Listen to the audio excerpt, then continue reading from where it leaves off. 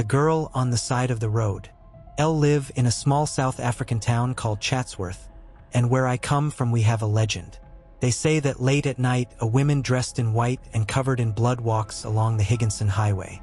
Her intentions change with every rendition of the story, but in almost all her goal is to collect the souls of people who die in tragic accidents. Of course, I didn't believe any of this until the night of the accident. From what I remember, I was driving at around 120 kilometers per hour.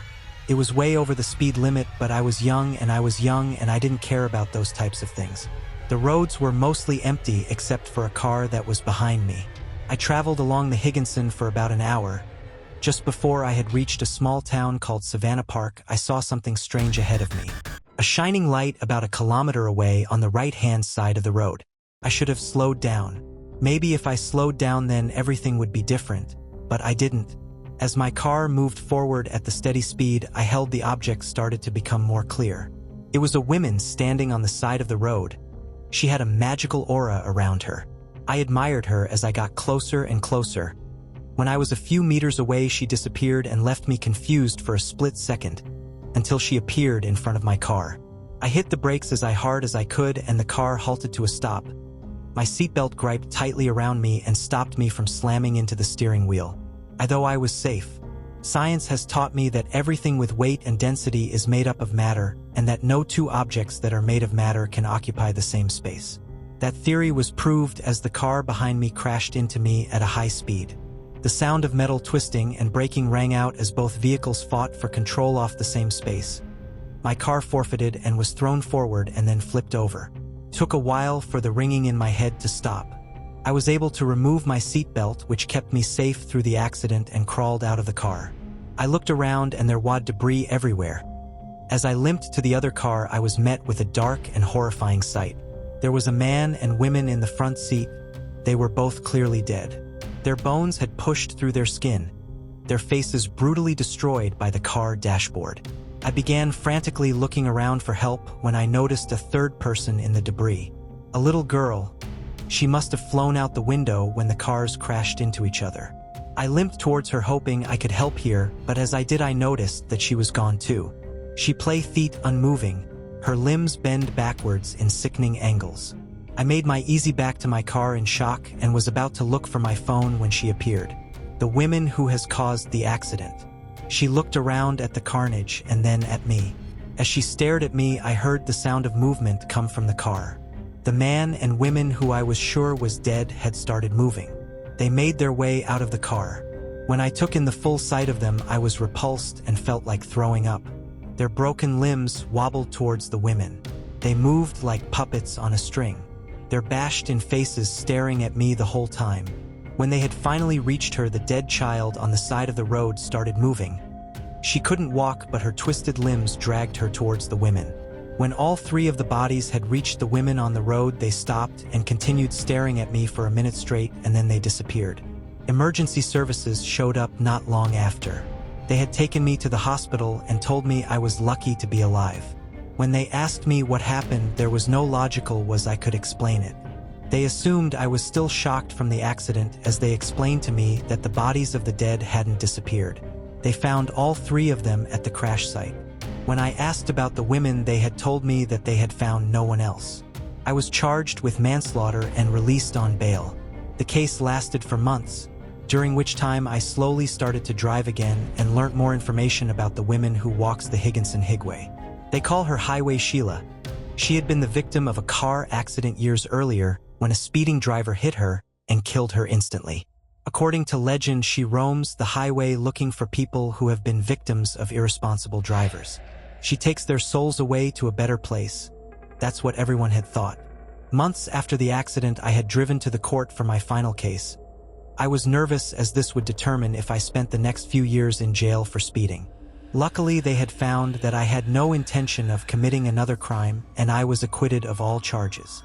I left the courtroom happy that I was free and made my way to my vehicle. I pulled out of the parking lot and onto the road. The sight in front of me made me hit my brakes immediately. Ahead of me on the road stood Highway Sheila.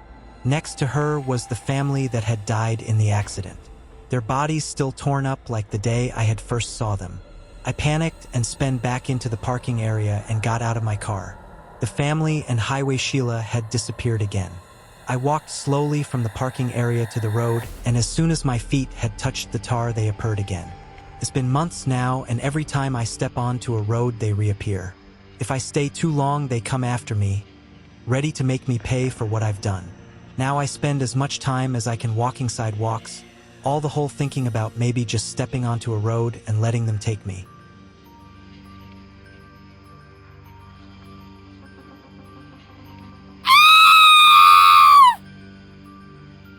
Incident on the highway. The first thing that came to my mind when I decided to write this incident was that maybe I should just let it be. Forget it. After all, it has been more than 12 years. But then I thought to share it. I live in a big city up in northern India, and yes, it's crowded, and yes, the traffic sucks. It was 2003 and the winter was settling in. For those of you who do not know much about northern India, I can tell you that it can get pretty cold up here. I was 20 years old back then and had just landed a great job with a very good company. I was a technical support guy working for a company based out of US. This meant that I ended up working graveyard shifts. And truth be told, I loved it. It gave me the freedom to be out of home at night and do what I liked doing best, helping people and having fun at job. More so because I wasn't the only 20-year-old there. The entire building was full of them.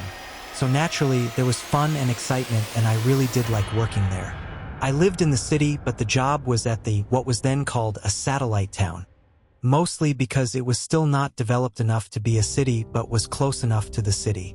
Since this was mainly rural setting, and mainly because majority of the workforce worked in graveyard, the company provided us with transport.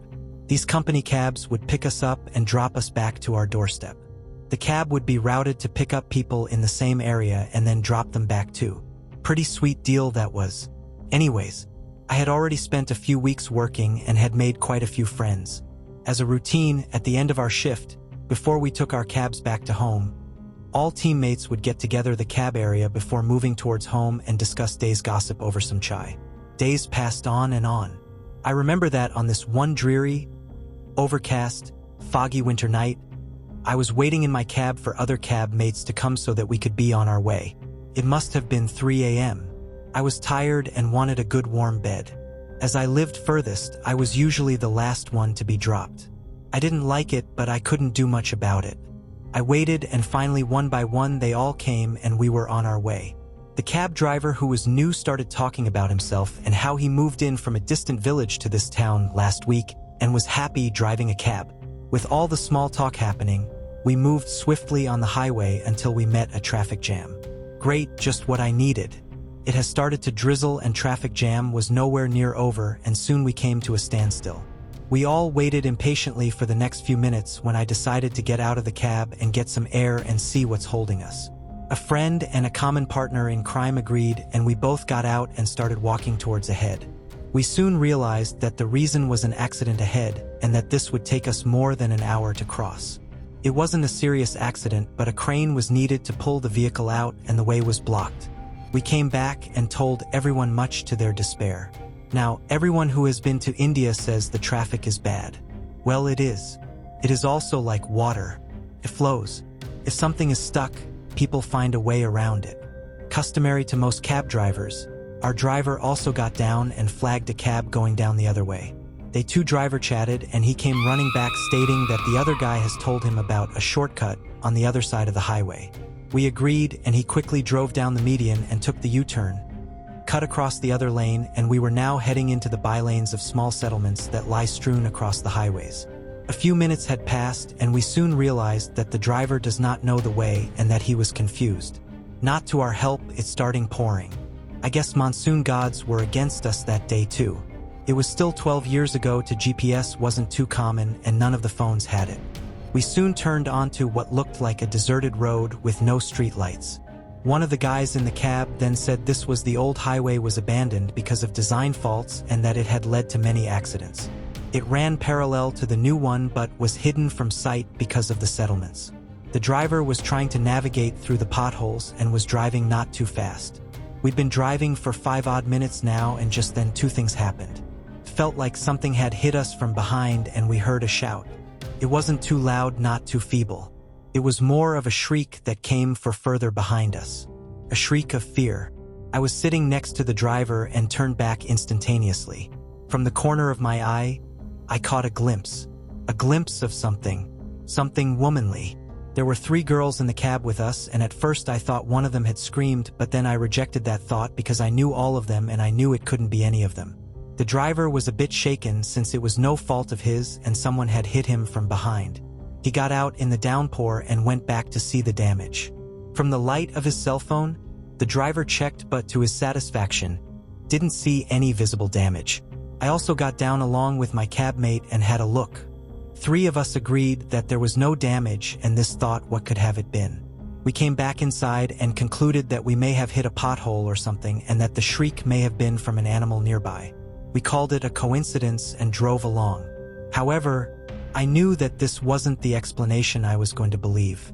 I have had a few experiences in the past that were unexplainable, and this was becoming one of those. I knew that I had seen a womanly figure as soon as I had turned at the sound of that shriek, and I sensed that everyone else felt the same. We still had a long way to cover, but the rain had stopped. To cheer everyone up, I turned on the radio and we moved along. We were still on the old highway, but the driver had not picked up any speed because the fog had settled in after the rain. Just then, it happened again. Another hit and another shriek. This time more announced and much more closer. This wasn't good, and I knew something was wrong. When you've spent all your life in a country like India where religion, superstition are a way of life, and no matter how much you try not to believe them, you come across things that make you rethink. At this time, all 3 of us, except the ladies, got out of the cab and went to inspect, but some good thinking on the driver's part, he kept the engine running. We got out and knew this time it was different. This time we saw the damaged bumper. It had been bent quite so to suggest that it had been hit badly. It was dark outside, but we could still make out the blood that was on the corner of the bumper. We knew we had hit someone, but we hadn't gone more than 10 feet after the hit, but we couldn't see anyone around lying or hurt. At this time, the driver of the cab asked both of us to sit inside the cab with the ladies. He wanted to go further down the road to check, but he had an intuition that this could turn bad if this was a trap of some kind to stop and rob unsuspecting people. We followed his advice and came back inside while he went to check. What happened next has lived with me forever since. We all waited for the driver to come back. Not soon after, he came running back, crying and white as if the blood has drained from his face. He had blood on his hands, more than he had before. He was terrified and his survival instincts had kicked in, and without delay, he drove away fast. He kept going and we kept asking him what had happened. He didn't answer any question but kept crying and kept saying just one thing, Sahab, pikshe mat dekhna, which meant, do not look at the back though, the rear window. All this while he himself kept looking at the rear view every other second. After driving like a few minutes, we finally came back on main highway and a sense of safety came upon us. The well-lit highway gave us the much-needed settling of the nerves. Seeing that the driver had calmed down a bit, I asked him to stop at the next gas station. Once at the station, the driver broke down completely. Seeing a grown-up man crying like a child was not a sight we were expecting, but we calmed him as much as we could, and he told us what had happened. He said, when we walked down the road to check for any injured person, he heard a laugh. A laugh of a woman. He said that she was on the side of the road just laughing. She was pretty and dressed up as a newly married Indian girl, with her red dress and her jewelry and all her makeup. He asked her what she was doing alone at this hour on this abandoned road. At this, she stopped laughing and started moving towards him. When she came close enough, he could see that her feet were turned backwards. He saw her face has changed to a grotesque, deranged face of an old woman. At this, he started running. He ran as fast as he could to reach the cab. And when he asked us not turn back and see, he wanted to save us from seeing the old lady that was following our cab, even at the high speeds at which he drove. In his words, she was right behind our cab all the time.